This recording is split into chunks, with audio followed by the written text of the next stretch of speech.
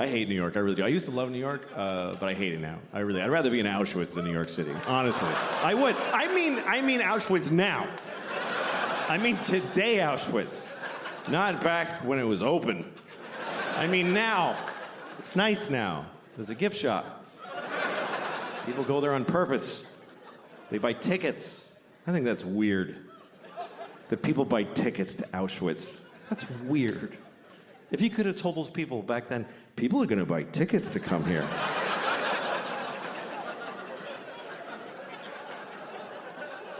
Yeah, wrap your head around that. Jew. That's, all right, I'm sorry. I'm sorry, never again, I promise. That's what we say about the Holocaust, never again. Because they killed 6 million Jews. If they only killed like 10,000, would it be like, okay, 2 more times? And then taper off, because it's a little much. I'll tell you, I went to Auschwitz. This is a true story. I actually did go to Auschwitz because I was doing shows in Poland. Because I had to go to Poland to do shows. So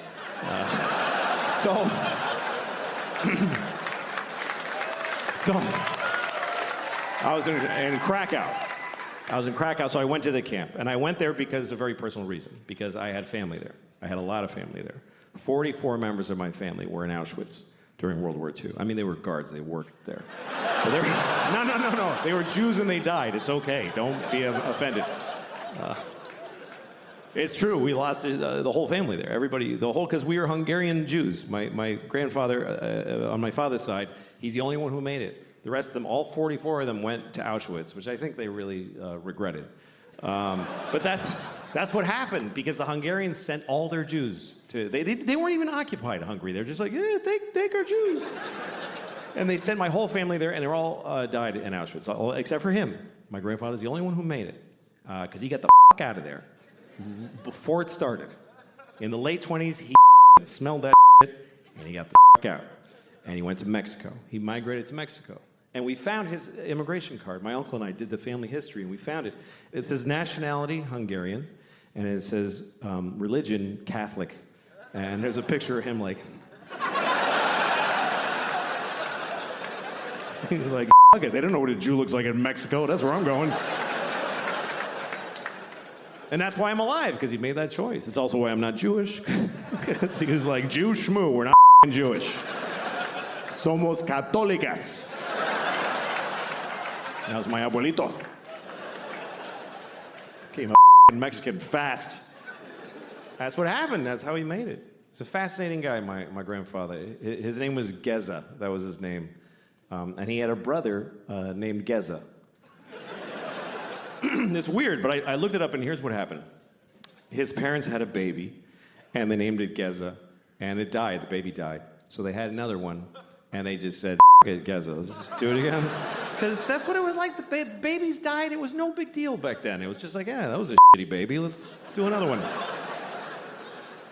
Why'd your baby die? Because it sucked. Why does any baby die? At least we found out quick. It. This one's good. That's what it was like forever until recently. The human race was all the good babies, and the shitty ones, that's just the way it worked. It's not like that now. Now we save every baby. The baby, the bigger the effort. Because we love it. We love saving the shitty babies. There's always a documentary. Look at this baby. He's a mess. Do you see that? We're going to save it. Make it live. And the baby's like, please don't.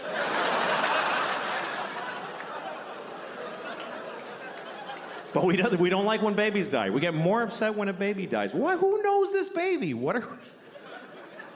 Did you hear about Jeff? No, he was here for 1 day. Nobody met him. And then if you die when you're old, nobody gives a shit. They're like, he was here long enough. Fuck him. You ever tell somebody, like, your grandmother died? My grandmother died. You're like, I'm so sorry. How old was she? She was 98. Oh. So why'd you even tell me? It's as good as it is, the cell service. You know what I mean? And the airplane stuff. They're throwing human bodies into the air like thousands every second. There's like thousands of airplanes in the air right now. And then they get, I mean, it's amazing what these people do. And Sully, by the way, this guy who like lands this plane on the Hudson and he's a hero, and then the passengers meet him and cry and show him their ugly babies and say, look, this kid's not an orphan because of your heroism. I promise you, seconds, like 3 minutes before he did that, they were on the ground in LaGuardia, taxiing around, and he was making his announcements, and everybody in the back's going, oh, could he shut up? I'm on the phone. Drive the bus, you douche. Nobody cares what you say. And they don't even give him the credit, because I've had people say to me that he was that it was a miracle. That's what everybody says. Yeah. It was God's hand. Give him the credit. He trained for it. Yeah, he could have let go of the. How do you let not go give of the it? controls and everything? It was, God didn't land up. God threw the birds in the engines. That's what God did. But so nobody. What it takes for a guy like that to fly a plane, nobody respects it. They just want to go when they want to go. And even if the 40 minutes isn't even making you late, it's just irritating you. No, you're not getting there and then have to be 99.9% of the people are not getting to their destination and have to be anywhere within 40 minutes. No. So you're okay. You're living a great dream of a life. Yeah. Everybody is right now. It's a great time to be alive. It is a great time to be alive. It's just this big take for granted. Yeah. The whole bank thing is hilarious. Yeah, the bank thing, because we forget that's how hard it was to have. Forget. And you would have to figure out, well, all right, it's a 3-day weekend. Or is this going to be enough money for the whole week? You have to figure that crap out. Yeah, because you couldn't take all your money out. Right. And you had to go, well, if I have more fun than I'm planning, I'm going to be screwed. Sure. And you'd actually have to stop doing stuff if you ran out of money. There wasn't this You'd be out of money. Yep. This constant and you'd be flow. so bummed because you're like, the banks don't even open till most cases Tuesday. I got no money. What am I going to do? Yeah. You had to often just sit in a chair or in a car and just look around you and go, well, I can't do nothing right now. And there's nobody to talk to. I'm not at a phone. And I'm just a person. Leaving your house was like going west. Yeah. Seriously, you left your house and you were just out of touch with everybody. You didn't know what was You happening. hope that the people you said, well, meet me at this bar at 5:30 are going to show up or whatnot. That's you when check you up on anybody. This stuff is great. This technology is great. And I've read like comments on YouTube where people say that this guy's a primitivist. This word that means that you hate technology. You're a primitivist. Yes, that's not the point. The point isn't that technology is bad for us. The point is that it's as good as it is, and people have to stop. People are so miserable. People spend so many hours poring over their products and then throwing it away and buying another one. Like, it's so far from the basis of, like, being a human being, which is like, I'm going to freeze this winter if I don't make money and buy these certain things. Right. Like it used to be you worked at a button factory and then you took your button money and you bought some lard and bread for your kids, and then you save a little money so you could buy your kid one wooden toy at Christmas. But now the toy is an exploding robot that gives you an enema, and and you buy it for your kid before you buy food. That's the first thing, and you buy one for you, and then you go, this thing, and you get mad at it, you throw it away and buy another one. Mm-hmm. And there's this incurable, this misery everywhere. People are miserable. Very few Americans are, like, content. The phone?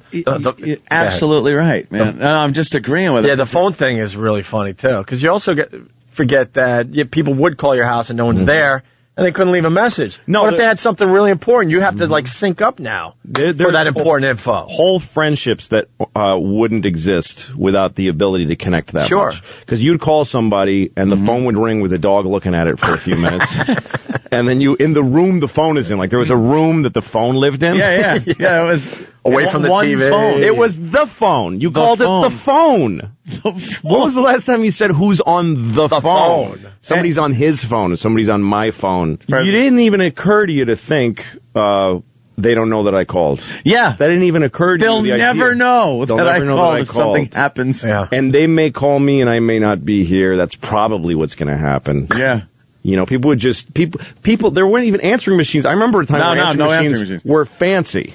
For most people, it was just somebody might contact you if you know. It's just weird to think of that now. Yeah. The one thing you said that was very funny was the sparks inside.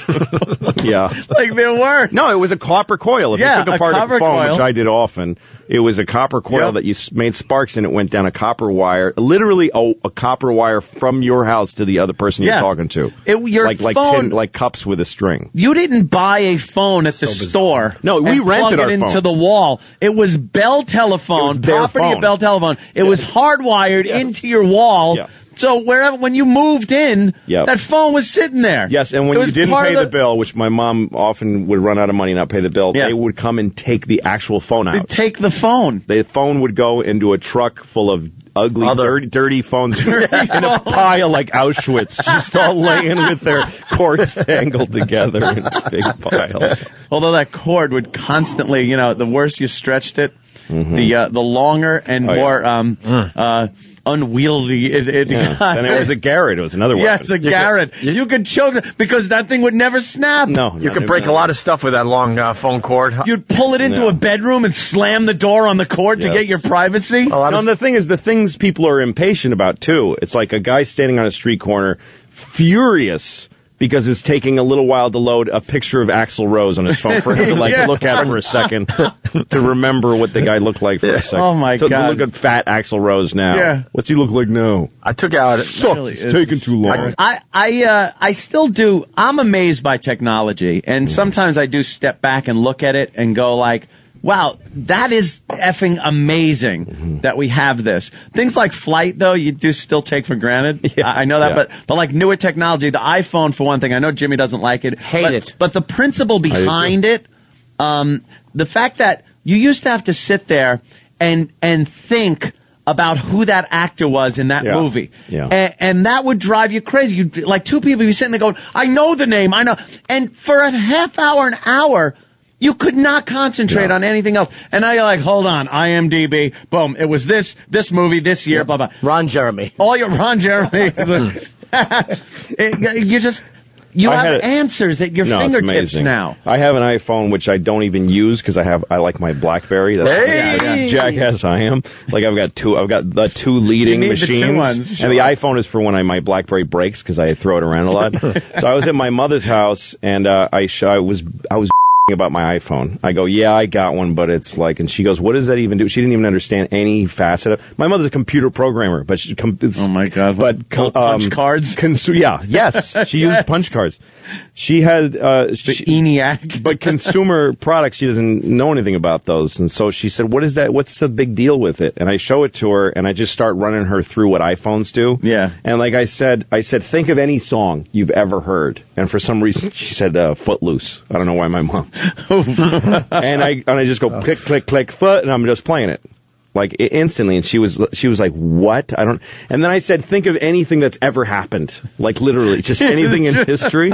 So she thought of the most. She said, "Well, I was thinking yesterday about when Martin Luther King was assassinated, and Robert Kennedy was making a speech in the moment that he was shot, and he got told during the speech. So he announced to a bunch of black people that he was speaking to. He announced to them that Martin Luther King was shot, and it was a really dramatic moment. And I just go." I go on YouTube on my iPhone, RFK, MLK shot, and in seconds we're listening to that speech.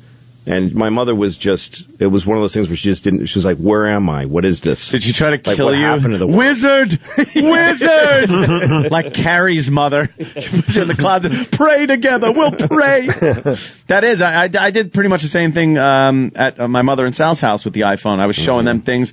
You just pop on, because my mother's just a movie buff. Yeah. So I go to IMDb. And she's like, I don't need that. I have my Leonard Maltin book. And she's got this book that she gets every year. Yes. It's Leonard Maltin's book. Yes. And it's just got everything you could get on IMDb in a second. Yeah. In this 8,000-page gigantic book. Yeah. I'm like, Mom, but it doesn't have Dane Cook's works in progress. Yeah, exactly. Yeah, that's what I mean. In production. Like, and you could cross-reference actors in the same movie, so you could see if they were in the same movie together. Leonard Maltin book. All right, Mom, whatever. I'll tell you this story about one time that I thought I was going to die. I think it's the only time where I thought, why wouldn't this be when I die? I was on a plane. I've been on a lot of planes and a lot of shitty weather and stuff, but this was up. I was in Indianapolis on a plane waiting to take off, and we're sitting there, and the pilot comes on, and he says, "Hi, folks. The fuel gauge is broken, so we're waiting for maintenance." So we wait about 20 minutes. Then he comes back on, "Folks, the fuel gauge is still broken, but we're going to go anyway. We know how much fuel we have, and we feel confident it'll be okay, so we're going to go." And I'm thinking, okay, well, he's a pilot. I'm sure he's going by some manual that says, you know, if the fuel gauge breaks, call maintenance. If they're not there in 20 minutes, fuel gauges are overrated, just go. You're fine. Just top it off and remember what happened. So then we still don't take off. And a guy comes back on. "Folks, we have another problem. LaGuardia Airport in New York won't give us clearance to take off because the weather's been bad there intermittently. So we're going to wait for that." So we wait 20 minutes. Then he comes back on. "Folks, LaGuardia still hasn't given us clearance, but we're going to go anyway. We're looking at the radar. We think the weather will be fine. So what we're going to do is say that our destination is Philadelphia. We'll get clearance to go there. Halfway to Philadelphia, we'll switch course to LaGuardia Airport. We'll be there in a few minutes." I swear to God he said this. First of all, I'm pretty sure you're supposed to be honest with the dude in the tower. Like, does the dude in the tower have to go, "Really? You're going to come on? Tell me where you're going." And why is he telling us this?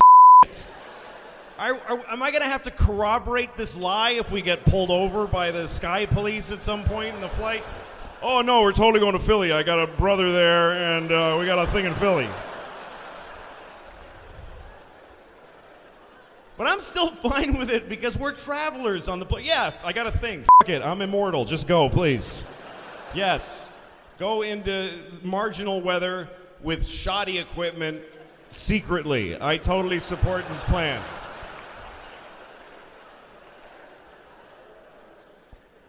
So, we take off. We get above where we are right now. And it's just a black mother of a cloud. It's just like the Wizard of Oz. It's just, there's trees throwing apples at us. It's crazy. It's just horrible. And we're the whole flight, and we're making these circles. And me and the guy next to me are both listening to the tower. You know how you can plug into your seat sometimes? And you can listen to the tower talk to the area airplanes. And we keep hearing our guy trying to get clearance to land from LaGuardia. This is Delta 288 requesting clearance to land. It's a negative 288. Low visibility. A few minutes go by. This is Delta 288. We would really like clearance to land. Yeah, that's a negative 288. Like he was getting annoyed. And meanwhile, we're just circling and burning this vague amount of fuel. We could just stop being an airplane at any second.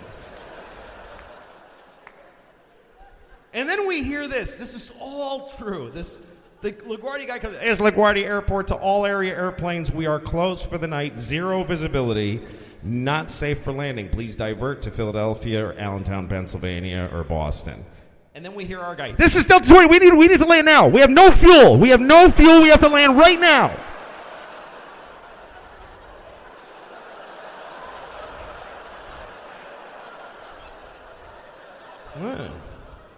Interesting.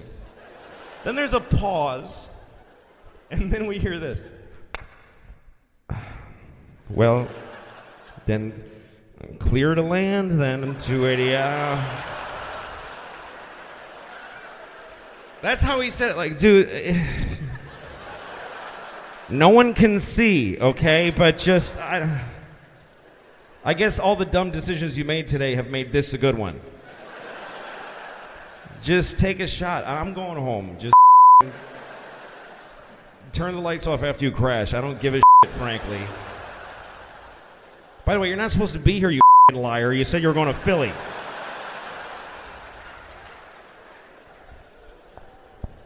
So as soon as we get clearance, we just like we start bulleting. We're either flying desperately towards the ground or falling. I don't know that there's a difference.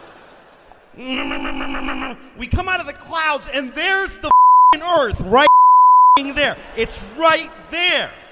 That's what low visibility means. We come out of the clouds, and no, it's right there, Jesus! And the plane just... And you can feel the plane go, oh, fuck, I can't do that. What are you, nuts? And we go and veer over the highway, and I swear to God, I saw people in their cars go, what the fuck?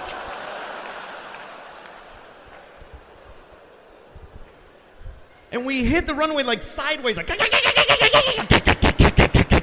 poof. And the pilot comes back on, all true, I swear to God. He's totally out of breath. He's like,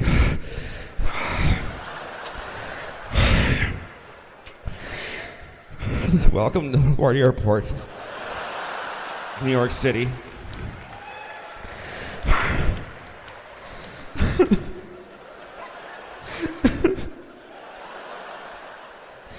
You may turn on your cell phones now, and you may call your loved ones. He said that. He said, you may call your loved ones. And everybody on the plane was crying and rocking back and forth, just sobbing, calling their husbands and their wives. I'm divorced. What am I going to... Hi, remember you hate me? Well, I almost died.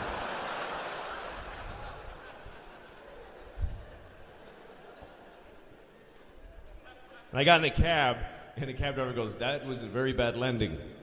I was like, how'd you know that was me? He's like, that's the only plane to land in 4 hours. We all watched the drivers. We said they're going to die.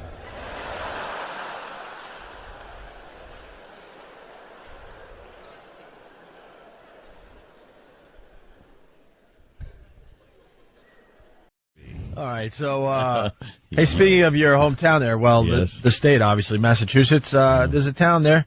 They moved Halloween to November 1st, Lou. Did you got they? 2 daughters. Yeah. They're going to be doing Why? that trick-or-treating. Yeah. To make it safer for the kids. How is that safer? I don't know, Anthony. Why is November 1st safer than October 31st? October 31st is a Friday, I think. So it's the teenagers are out there the drinking. teenagers. They spray And Nair in your hair and, Yeah. and all your hair comes out. I think it's too much now. What? We need safety for the children. But who's going to have candy on November 1st? Nobody. Yeah. Well, the leftover It's candy. like trick or treat. No, a lot of people don't have that. I remember kids that used to do that the day after, like, and then they'd have an excuse like, yeah, I was out of town, like with my parents and stuff, and they're always a little too old to be trick or treating. Yeah. So like, I figured I'd come by today. Get out of here, you bum. Now you're just being a panhandler. Right. You're a bum. Halloween is one day, next day, bum. I had a friend who we went trick-or-treating in like 7th grade. It was like that year too long. Yeah. And, a friend of mine he dressed as Spider-Man, and he just went around stealing candy. He waited till the end of the night. Oh, good. And he just took kids' candy. That's the easiest It's the way to worst do thing it. I've ever seen. He just would run up to kids, leave them crying, push their heads down in the dirt. He had just pound, and he didn't even like candy that much. He just took all their candy, and it's when I discovered something awful about myself, because I never saw anything that horrible in my life. I was lying on the ground because I couldn't stop laughing. I was like, I remember lying in grass, It sounds laughing, and my stomach hurt, just going, oh, that's terrible, and I love it every second of it. It sounds hysterical to watch. It is amazing. Poor They're bastard. crying. I'm a bad person. That's when I realized. Yeah. I had my candy stolen once. Yeah. Yeah. Oh, What happened, Jimmy? Really? I think I was just sitting at my friend's, and one of the older boys ran by. Mm-hmm. And he stole my stupid pillowcase. Filled with candy. That's right, but I got him back. What'd you do? that? The next year, I went to that same place, and I had my pillowcase full of dog turds. Oh. Nice little nuggets. I thought you were going to, do the soda cans in there. No. Pulling old bad boys. No, but he didn't come by, so I just had to go home like that and sleep on With that pillow. the pillowcase full of dog Then I crap. ate them. Delicious. Hey, He rolls. there's a couple other things really fast. You have a mayor in Kansas. I would hope so. He's apologizing today for this made us laugh in the office for going to a fundraiser, which these mayors do. Sure. He went to the fundraiser in drag and blackface. Politicians have to understand. Politicians, public servants, which the fire, the police, you can't put on blackface anymore and be entertained. It is funny. I must say, when I see somebody in blackface, I usually laugh. Sure. Not so much that it's funny, but just for the fact that, oh my God, he's in so much trouble. Like, that makes me laugh, just knowing they're so screwed and probably have just destroyed their careers. Yeah, you can't. Who is he pretending to be? 'Cause he's in drag, too. When he was asked who he's trying to be, he commented, Oh, I'm sorry. Was that not? Oh, I better issue an apology. apologize again. Oh. I thought they liked to be called. I thought they loved the word. I'm No. confused. Let's say hi to Mark in Jersey. Marky. Yes. What's up, Mark? Hey, not much. How you doing? Welcome aboard, Mark. Yeah, what do you got for the show today? I'm sorry I can't hear you. Quickly, what? A lot of people have been saying that. How about we fix the phone so we can do our show Monday? That would be nice. Thank you, CB. What do you have for the show? Why did you call? I called because I hear you guys talking about ghosts a lot, and I'm a paranormal investigator. No, you're not. I run a group called North Jersey Paranormal Research. Do you? And we go around to people's homes and investigate. And rip them off. Yeah, what are you guys called? We've never found anything. Yeah, first of all, we weren't talking about ghosts a lot. Well, he got... So you're talking about, chimney sweeps. I run a chimney cleaning company. We didn't mention chimney sweeps. Yeah, it was the blackface. What did dude? They all just have soot on there. Where is They're just cleaning the chimney? Where's the proof? Why isn't it all over the news and people going, oh my God, that is conclusive proof of paranormal phenomenon? Right. Because you know what? I really don't think we have. I mean, I'll be honest with you. There's no conclusive proof. There are a lot of experiences. We have people that have dealt with things in their homes that really scare them. They call us in. We come in and we try to look for rational explanations. You ever been slimed? No slime. And I keep my proton pack. You ever cross the beams? Or do you just sword fight with your professional paranormal investigator friends? No, I don't do that. No, what we do is we go in with regular... Yes, you do. Cross the streams and you get a belly button full. Doesn't know why he's laughing. Yeah, No. Not that kind of group. Not that kind of group. Yes, it is. Yeah, you're a bunch of queers. Exactly. And you find nothing but pain in your rump. That's what you find. There's a ghost back there. Oh, that's just Pete. The ghost is grabbing my hips. The funny thought is a bunch of guys who are in denial that they're gay. They think they're doing paranormal research. All right, try that one. Try the one where you rub it on my face. See if that finds a ghost. It's just an excuse. No ghosts there. I got slimed. Oh. No ghosts there. Yeah, it's just like... they absolutely think they're searching for ghosts. Yes. And it's just completely gay. You know what it is? Why are you putting that in there? Because it's ghost bait. Let me leave this. What it Let me is. leave this in here. It's ghost. Maybe bait. this ghost will be afraid of me with a cowboy hat and nothing else. Chaps. Maybe if I shave down there, the ghost will be afraid. That'll help find a ghost. Ghost like a man in assless chaps Yes. on a Cialis. That'll help to root him out. This guy mentioned his little company. I'm sure other people are listening and going, what happened? Like, no, we're all gay. Like, how did that happen? Thanks a lot.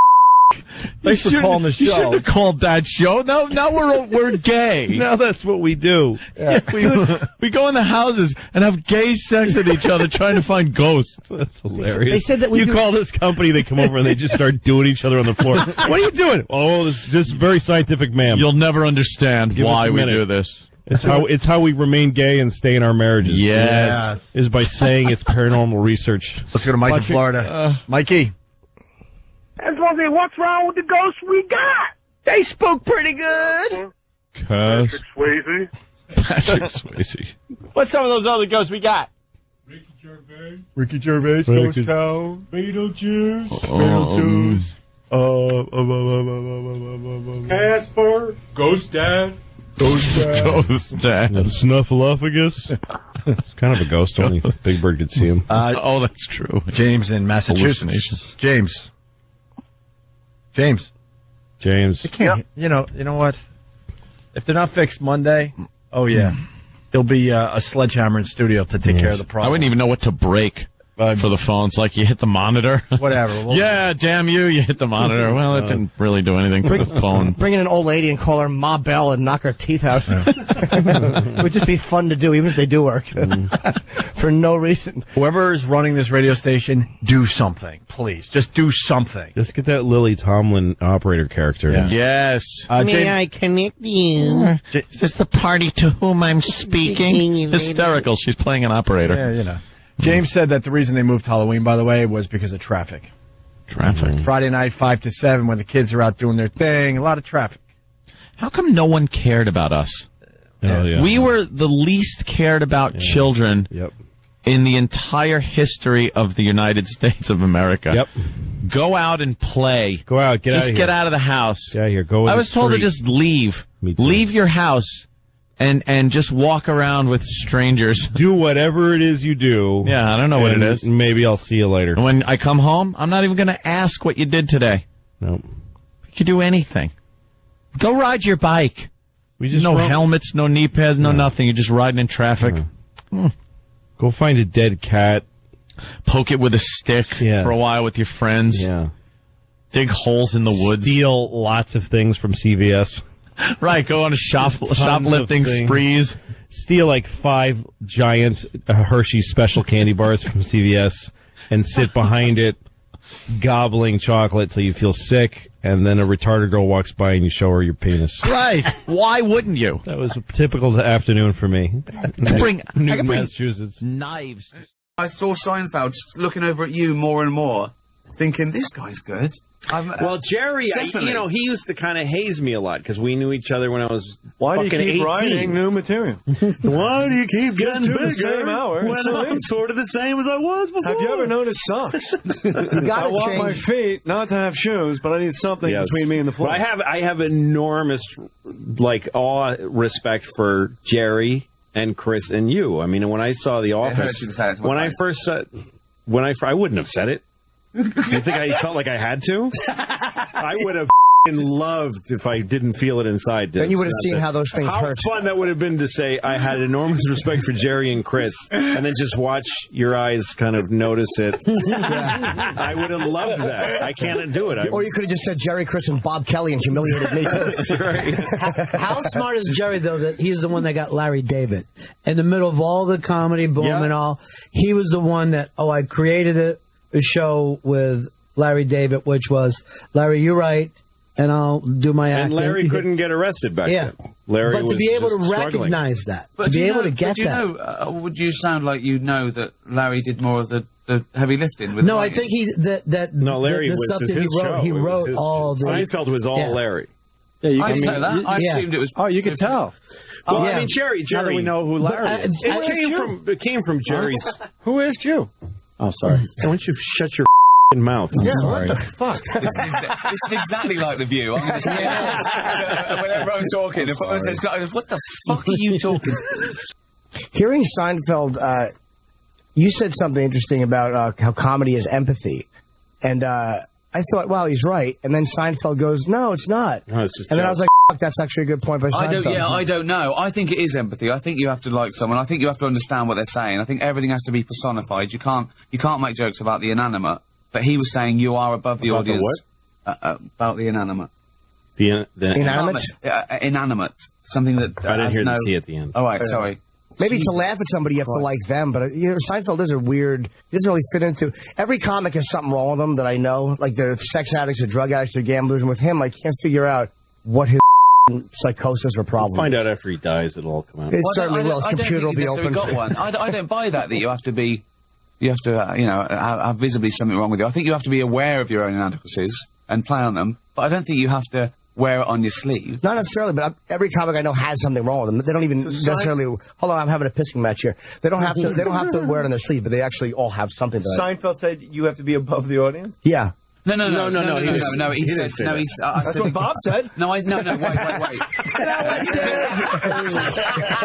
your coffee. Boom, you get some money. No, what he was. I was saying that you can't be above the audience. You have to sort of fall over for their pleasure. Right. In a way, you have to put yourself below the audience, show them you've had a worse day than them. Yeah. Funny. He was saying, but you're already above them because you've got the mic. They're all looking at you. You're the only one talking. Right. I thought it was.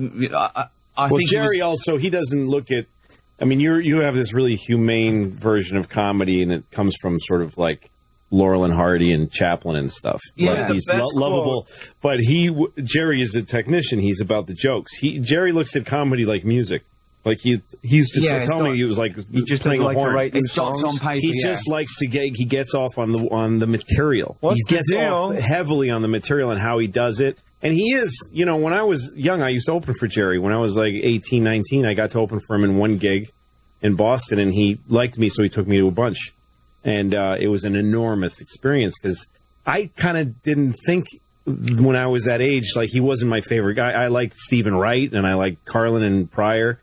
And I thought he was good, but I didn't really know of him that much. But watching him do, hour-long shows and theaters, and this is before he had his show, when he was just a top-rank heavyweight comic, watching him do that, the guy is a virtuoso. He is like a great, like Vladimir Horowitz. He's a genius and he's so putting on a comedy show. He works so hard for his audience. Yeah, he does, but he's almost professorial about it as well. He's got everything worked out.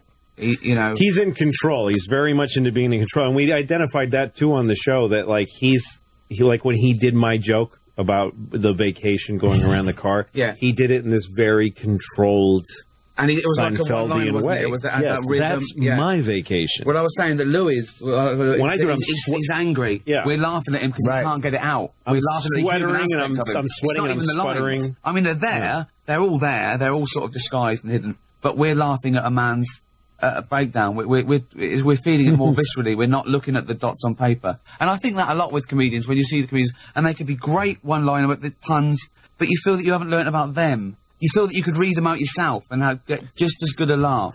Well, there's almost no right answer. That's what it's like. Why would there be? When you look at Pryor and Carlin, I think they're the two greatest, and they were completely different. Pryor was extraordinarily personal.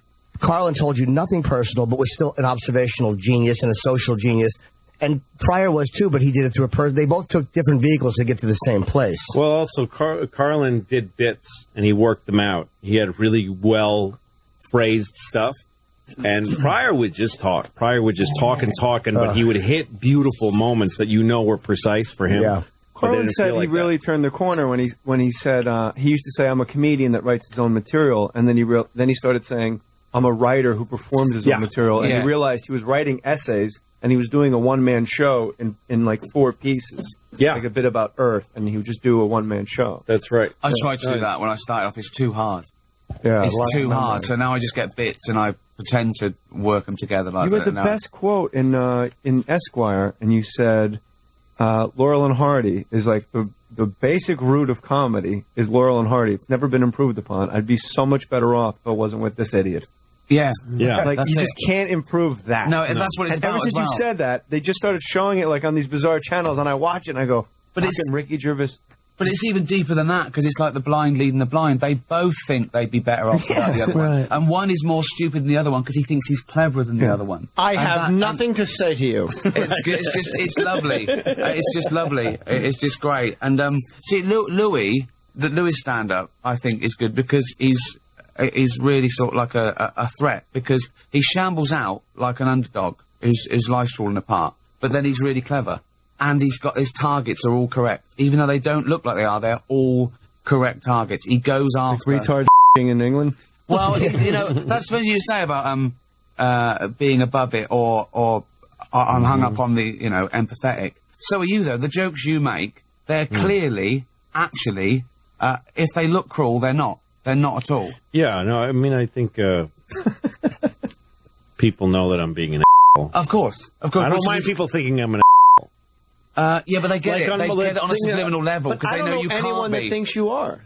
What's that? I don't know a single human being that thinks you're an Oh, there are definitely people. That I don't know anyone. people- I've never met anyone. Not the people that go to your What show. did you say? They go, "Oh, Louis hilarious." But We're also- like, if I said it, But I would don't not have a mind. job. I mean, it's like when I do. There's things I do on my show where I take on certain subjects, and the one way I managed when I'm doing something that's kind of controversial, what I do is I make sure that I lose.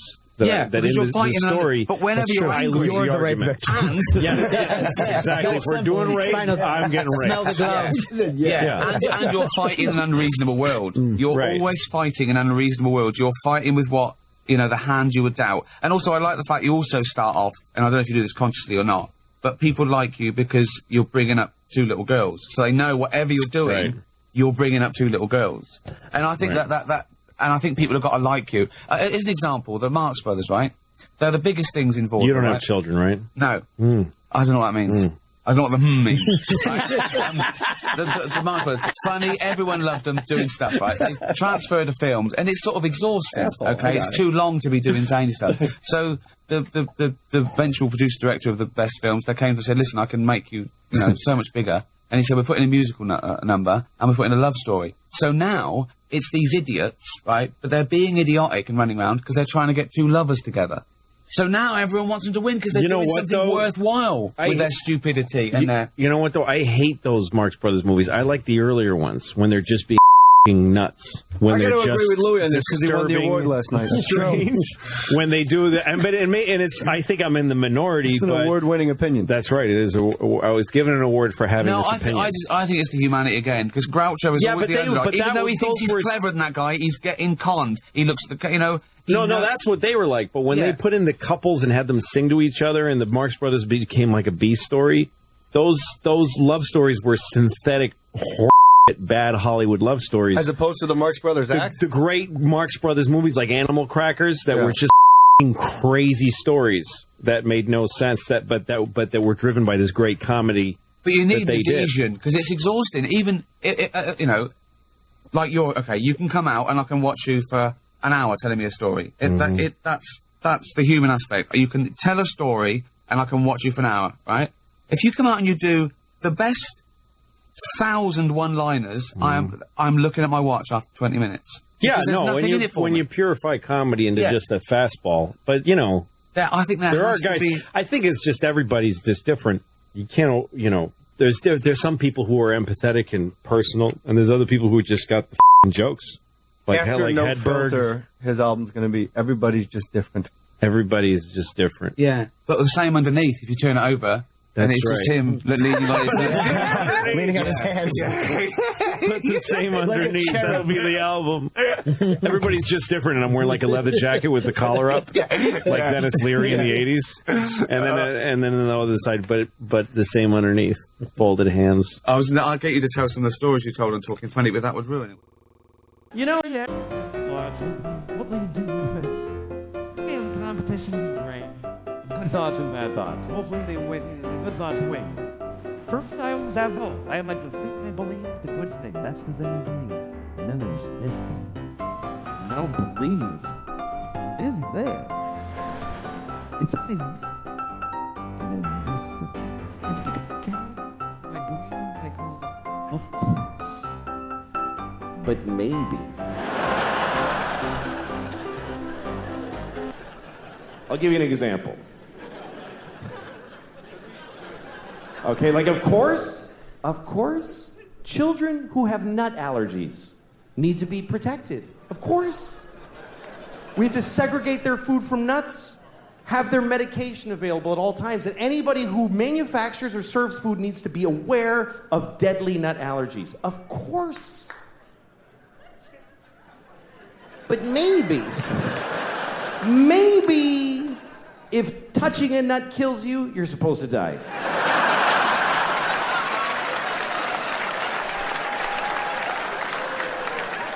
Of course not. Of course not. Of course not. Jesus. I have a nephew who has that. I'd be devastated if something happened to him. But maybe, maybe, if we all just do this for 1 year, we're done with nut allergies forever.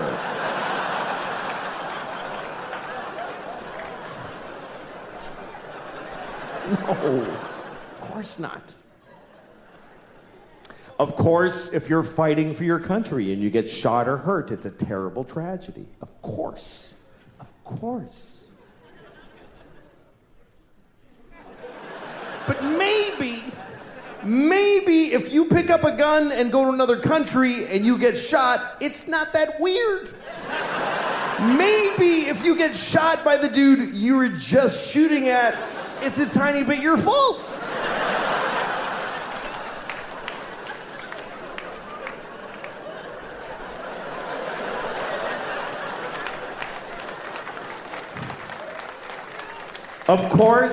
Of course, slavery is the worst thing that ever happened.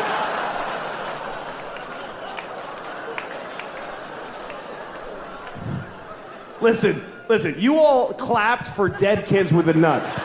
For kids dying from nuts, you applauded. So you're in this with me now. Do you understand? You don't get to cherry pick. Those kids did nothing to you. Of course, slavery is the worst thing that ever happened. Of course it is. Every time it's happened. Black people in America, Jews in Egypt, every time a whole race of people has been enslaved, it's a terrible, horrible thing. Of course.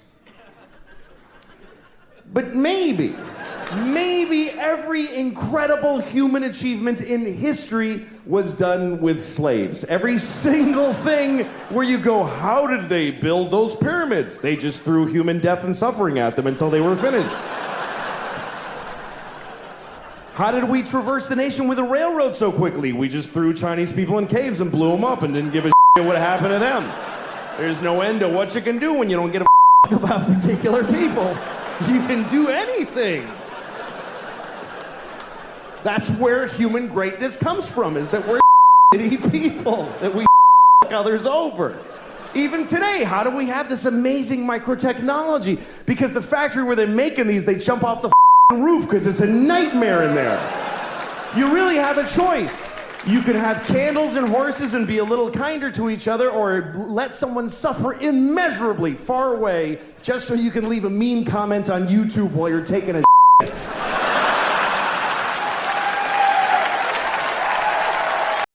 Oh, I see. Always want to fall. Like when Rock was getting ready for the Oscars. Right.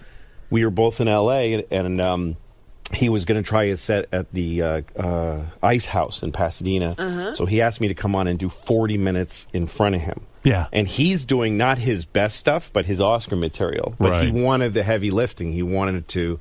It's like swimming with a heavy suit first before the race, you know? So you went to see him work out his Oscar material? Yeah, yeah. Afterwards, does he say to you, what do you think I could improve here? Sure, yeah. I talked to him for a while about his set afterwards, yeah. Yeah, and does he, when you watched him on the Oscars, did he, because you were at the Oscars. I think I helped him out. Yeah, I presented an award at the I Oscars. like what you presented. I thought it was a great angle. You said you thanks. presented the best documentary, right? Best documentary short. Short. Yeah. And you said, listen, everybody. And I'm paraphrasing. Yeah. You said, these people, this is the most important award we're giving out all night. Mm-hmm. Because most of you who are getting an Oscar, it's not going to really affect your life that much. But Best Short Documentary, these are the greatest thing that's ever going to happen to them. That's right. And they probably live in their car. And yeah, this one, I said, this Oscar's going home in a Honda Civic. Right. It ain't going in a limo. No. These are the type of people who are in show business, but they barely. didn't get dresses That's right. made for them. If you're a nominee for Best Actor, you have a union that looks after you, and you're probably wealthy. Yeah. But this is the one where they just got nothing. And you love these type of people because, in a way, I feel you wear as a badge of honor the fact that you didn't go to college, that you had a series of jobs as like a dishwasher and jobs, mechanic, and a mechanic before you kind of hit it in show business, and you identify with the underdog. Yeah, and I made little short indie films. I went to Sundance with a short film, and 13 people watched it, and nothing happened. And, so I've been exactly where they are. That's what surprises me about it. No, when you were not at the at all. Oscars and you saw Chris Rock hosting, did you say to yourself, hey, I would like to host the Oscars? Was there any twinge of a kind of a feeling for doing that? Well, I'll tell you, because I was presenting and I was scared to do that. Yeah. I was scared for him. He's my friend, and I watched him go through getting in ready for it, and he didn't pick an easy monologue to do. No. And but I went, and I'm sitting. I've been to the Emmys every year for the last 5 years, and it's just nothing to me now. But the Oscars is a different world. And as it was getting close to my category I was going to present, I started feeling my heart rate go up and my blood start to get weird. And then somebody in a headset crooked their finger and said, "Come on." And I'm going backstage to do this thing. And I freaked out. I was terrified. Yes. My hands were trembling. And the one thing I kept thinking is when I'm holding the envelope, my hands are going to tremble. What was the terrifying moment? Because you knew you had something funny to say. Yeah, but I didn't prepare. They asked me to come to rehearsal. I didn't come to rehearsal. They asked me for the copy to put on their teleprompter. You said no. And I said no. Why did you not go to the rehearsal? Why not try I didn't feel like it. I'm a I just didn't feel like it. It was the day before. I'm like, I don't want to go there. I just want to stay in my room. But what they enable you to do is to walk out, practice getting behind the podium. So smart. Right. Would have been the smart move. Smartest thing I could have done. Yeah, because you don't even know where you're going. No. I don't know where I'm going to go. I don't know anything. No, I watch carefully. And my heart rate is going up and up and up and up and up. And isn't that amazing to people? Because you've been in front of crowds forever. Something about that kind of thing. Because I presented at the Emmys once with Amy Poehler. Right. And my hands were shaking so bad that I couldn't open the envelope. And I handed it to her and had her do it. And she looked at me like, "What's wrong?" I have a disease. I have a condition. Yes. Well, it's true because it's not your crowd. It's not what I do. No, you go up in front of a crowd that loves Louis C.K. That's right. You don't go or a random comedy club drunk crowd. I mean, that's my favorite thing is to go up in front of people who have no idea what's going to happen. And that happens less and less because a lot of people know you now. That's hard to get now. Do you miss the days when Very much so. Yeah, because going out there, the adrenaline rush, I would think, is winning over a crowd that doesn't know who you are. That's a great feeling. So so at the Oscars, I'm scared. I'm talking to Lou Gossett Jr., which isn't helping. Yeah, because it's so bizarre. Well, that's what I was going to say. You're presenting with someone. Yes, and I'm drinking red wine, trying to calm down. Are you aware that you were next to Lou Gossett Jr.? Are you aware that maybe I'm taking up too much time? It's also his presentation. Yeah, that's right. That's what I am thinking. That yeah, because I'm talking to him and I'm like, he's probably trying to get in his head. And then they were about to. The thing I've learned about things like this is just listen to instructions because then I get there and because I didn't rehearse, this guy tells me 50 things that I have to know, and I just listen really carefully. Yeah. And then Chris goes, he's going to bring me on, and he goes, "What do you want me to say?" And I go, "Can you mention Horace and Pete?" And he goes, "Sure." And then I realized this is like being at the Comedy Cellar. You'll mention Horace and Pete. Brings me on. Yeah. But so I went out there to present it, and my heart is pounding, and I know the shape of what I'm going to say, but I don't know it. I start to explain my idea, and as laughs start to come, then I get one big laugh, and I'm in absolute heaven. I'm in a stratosphere of happiness. Do you look over at Lou Gossett to see what he's doing while you're doing I don't know where he was at that point. This was like in the lounge. Yeah. But so I did, and then I got two big good laughs. And it was then when a funny it was routine. over, thanks. And then I see the thing that it says, "Here are the nominees." And when I got to say the thing that meant I'm done, the relief was intense. And then I thought, it would be fun to do something like hosting a show like that because I'd have overcoming. Like I did Power Players Jeopardy the other day. I was going to ask you about that. Yeah. Why did you agree to do? Because you can look like a moron. Are you that good at Jeopardy that you would do Power Players Jeopardy? Never. If I watch Jeopardy, I'll get two answers. Why did you do like? First of all, why did you put yourself through the Oscars if you just hate it that much?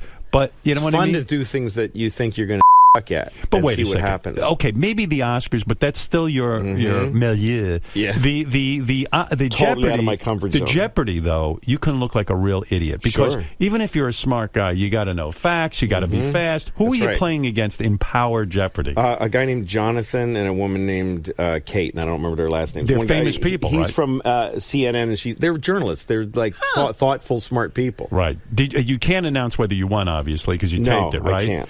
But were you humiliated in this thing? Okay, so I was scared to do it, but the reason I did it is because it's for charity, and it's this group called the Fistula Foundation, who's kind of like my charity. Everything now, I do. A fistula is the thing in your ass when you push too hard, you can blow a hole in it. That's right. So what happens to women all over the world in poor countries? Yes. They give birth in the whatever, in a hut, and they got like an alien vein hanging out of their fistula. They get and so then they pee themselves. Everything is mixed, right? And when they pee themselves, their whole community shuns them, and their life is over. I cannot believe you found a charity called the Fistula Foundation. And you know what's hard smart about charity to explain on television. You know what's great about that charity? Yeah. There's something they can fix. They can fix. That's exactly right. Yeah. All they do is pay for the operation, and then these women's lives are set. They can love it because get sometimes educated. They can get a job, do whatever they want. Sometimes, like when you used to give to the muscular dystrophy with Jerry Lewis, you say this. This has been going on for 50 years. There's no goddamn cure. There's no cure. Fistula, they can sew up and do something nice. Howard, you were always. Why didn't you found the Fistula? I was thinking testicle cancer, but you're right. I don't know. Fistula Foundation is a great group. They just do a simple thing, and they're not a big, giant corporate entity that you know. Have you ever pushed so hard that you got hemorrhoids or fistulas in your ass? I don't know. I might have. I was too ashamed to go get it checked out. There's a lot of shame associated with fistulas. With assholes and dicks and all right, vaginas. So get back to Louis. We used to let kings take over for their fathers. That's the craziest rule that ever existed. That if the king dies, they let his kid be the king. What are the odds that he's not going to be a piece of shit? How do you let that... That's one of the weirdest things that we've ever done as a race of people. I mean, all of us. White people, and I mean, there were black kings too. African countries. There's never been a black king of England. That's never gonna happen. That is one color line that's never gonna get... Don't even hope, man. It ain't gonna happen. There's not gonna be a black king of England. I mean, after all that white that's been pumped into their blood for years, they've just been this kind of jizzy white color for all these generations. Purpley. They're all... Every British royal looks like cock meat. That's what their faces look like, an Irish penis. That's what they look like. Someone took an Irishman's penis and stretched it out and drew a face on it with Sharpie. That's what they look like. iPod phone. Yeah. No, this is better than the iPod audio, trust me. No, this is going to be good stuff. This is going to suck. Let's meet David. Hey, Dave, on the subject of the iPhone, why do you want an iPhone? Well, when I first came here, I was interested in standing behind this barrier for the experience, and I was thinking that I'd get this iPhone for myself. But I went for a walk with a friend of mine, a longtime friend.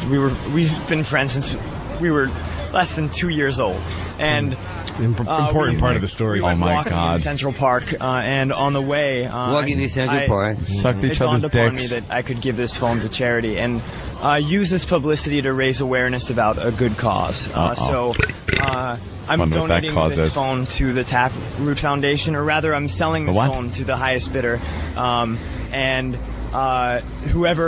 whoever makes the winning There's bid, a tone in your voice I don't trust. The Taproot Foundation, I'll hand you the third iPhone sold in New York City. The third iPhone sold in that particular location of New York City. Wow. God. I hate more, that guy Oh or my you God. for not braining him. Just indulging him. His severed head should be sitting right here. We should be looking at it while we're hearing it. What is the charity? He said it was a Taproot Foundation. Taproot? Yeah. It's not a band. He started talking because we asked him how he had time to get there, and he said he basically was on vacation before he started training for this job. And the Taproot Foundation is this like placement agency. Right. Yeah, it was very vague. I don't think it was for charity at all. Of course not. Of course not. Is this another iPhone waiter? This person? Wait, that guy. Same guy. Same guy. Same guy? Because after the first question, they needed to ask him another question. Yeah. Next question should have been, why don't you die? Yeah, Right. stop killing kittens. Have you come across any unsavory people? You know, yesterday I had a unsettling experience. Well, rather last night. I was sitting over there with another fellow named Barry, who's I guess Barry is currently employed. He's between jobs. Oh my God! Assume training. So Yeah. I suppose, in a sense, I'm not too far from the same camp. And anyhow, kick you right in the asshole. the fellow walked up to us and said that he had just arrived in the city. He needed money to get on the PATH train, and that his girlfriend, wife, was over there, and that they were both struggling to make the money. They needed $40. They already had 26. And I'm always torn. I give to homeless shelters, and that's my way of contributing rather than giving to individuals along the way. That's so beautiful. Me for money. I struggled with it because here's You're a white unemployed. man asking me for money. Here's and a I'm what? wondering to my A white man. This is, by the way, why Mac and Apple and their gizmos have such a bad rep with certain people. Because it's this type of people that everybody thinks are so into, like, Apple products. And it's not. It's like, it's Lou, it's me, it's Jimmy. But you get this impression that it's like, and like it made me rethink I want to take a MacBook and smash his teeth in with I want to now. You know where he is. He's at the Apple store until Friday. He's the third guy back. He's gonna get the third iPod. He's gonna get the third iPhone. I want to kick him right in his back, man. Why does Mac and Apple come into this? Because that's who's putting it out. The iPhone He's at an is Apple store waiting for the Mac latest product. Yeah. The latest Apple product. Yeah. We should get him on. Yeah, they all have that voice, that iPod voice. Like, I have my iPod, and I want to buy an iPod. How much is your iPod? I hope he We should get him pulled out of line. We should get him Get on. Keith or somebody. Get him thrown. Yeah, some.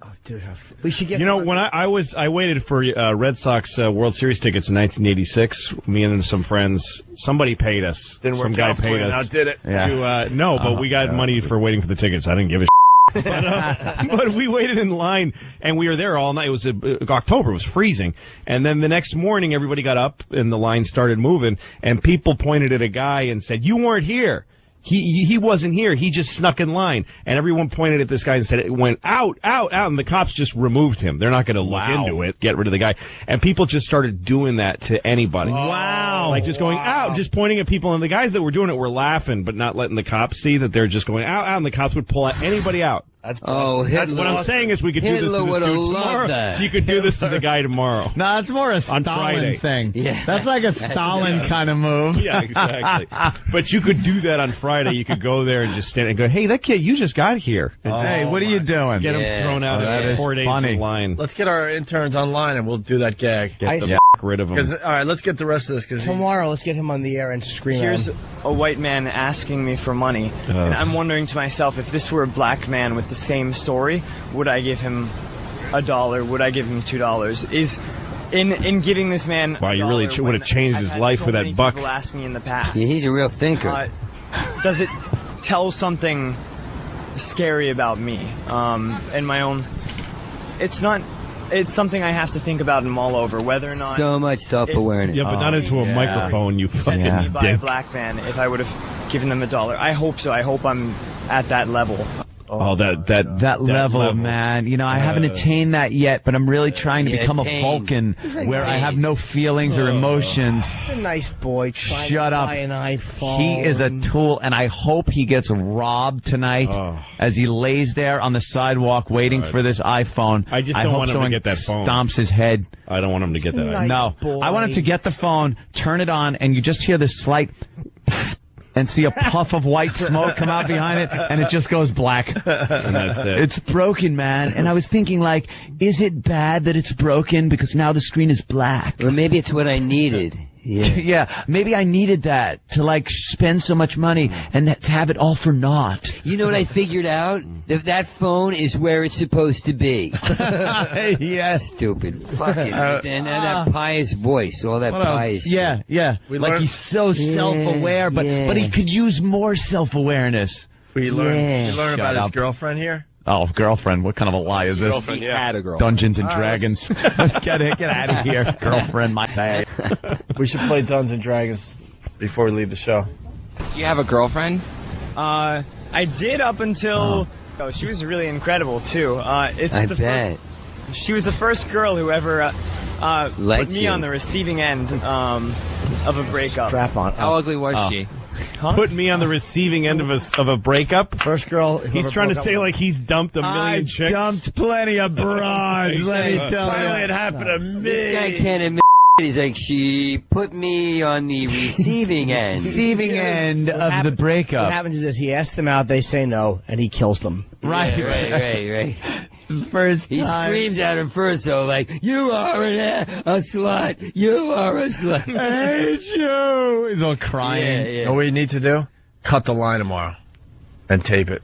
And just say, Cut right how does in this front of make him. you feel that I just cut you in line? Yeah. Tell me about how you feel. Yeah. Well, I'm angry. Yeah, we're going to cut the line tomorrow.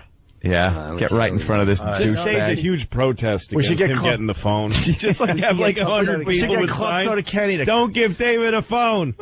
Don't give David. Club Soda Kenny to cut him off. Yeah. Excuse me. I believe I was here first. And of a breakup. How ugly was she? Huh? What are you asking? What are you How asking? ugly was she? Question? You heard me. How ugly was she?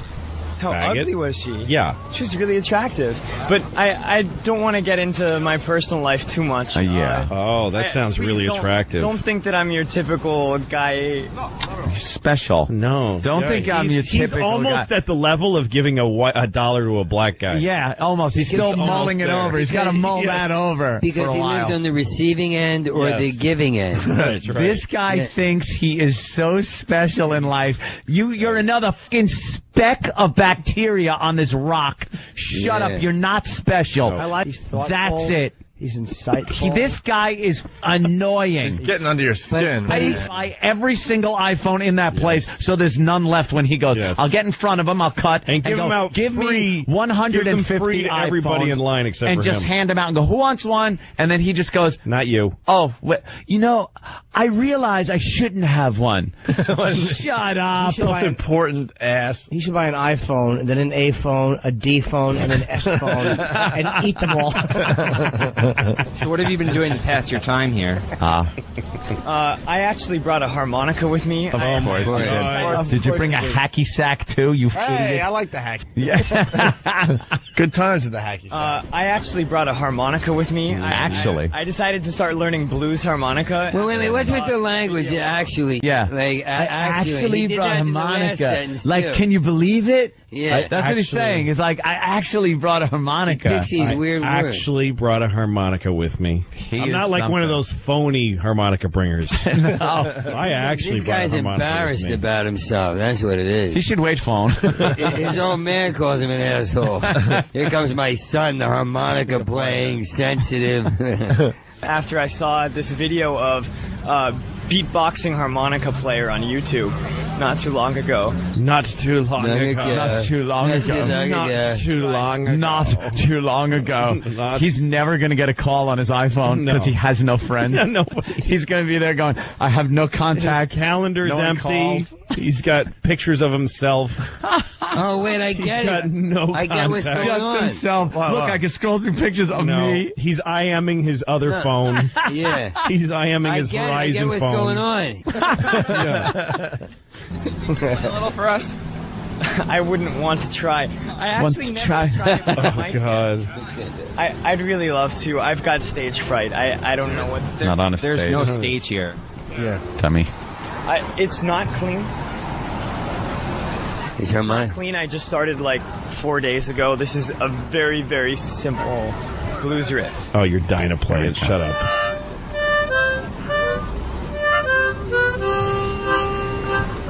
I actually know that song.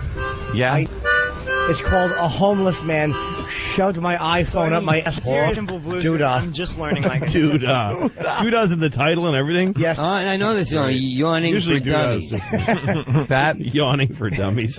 Oh, What a piece that of was shit. real full of soul, that whole blues riff. You could really feel the pain that this kid's gone through. You know what it the came out in lyrics his are to harmonica. that? My dad's my friend. My dad's my friend. What is this kid going to be like when he's like 60? Oh, Sad. dead, I hope. And then shoot him in the face. Don't even let him enjoy the smell of the harmonica. I'm going to shove it. I have never hated so much someone this much from one of our little interviews. He gets under your skin. Why? So my wife decided that she wanted to get pregnant again. She decided it. And this is back in August. She told me, you need to be in town next week. I go, why? Because I'm getting, I'm ovulating. So, not do you want another kid, just be in town. That's how she handles it. I'm like, I don't want another kid. So it. And she's like, all right. Next week, she starts blowing me, right? Now, she hasn't blown me in, Jesus, I don't know if I've ever been blown. That's how long it is.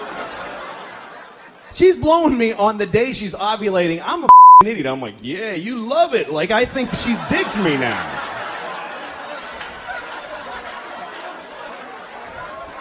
Fucking stupid. So she's having another baby any day now. She's due, and it's true. She's fucking the whole thing. And I'm like, okay. No, it's great. It. That's really the attitude that keeps a family together. It's not we love each other. It's it, man. It. It. Another kid. It. Why not? Let them all in. Good.